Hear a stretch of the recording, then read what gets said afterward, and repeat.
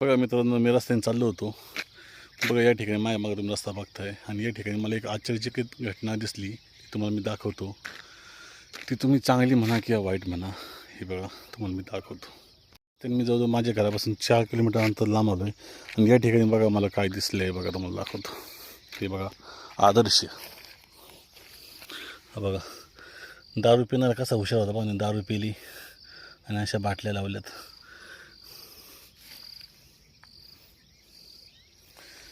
म्हणजे एक बाटलीची किंमत जवळजवळ 120 रुपये आहे मित्रांनो.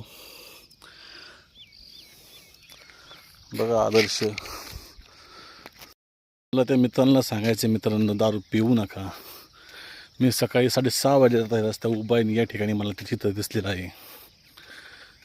दारू कधी मध्ये पिलं तर ठीक आहे, पण तुम्ही रोज दारू पिताय, रोज पैसे वाया घालताय आणि तुमचं आरोग्य वाया घालताय, असं मला म्हणायचं आहे. दारू पिण्यानं दारू खूप महाग झालेली आहे. जेवढं कमवता तेवढं दारूच जातं आहे.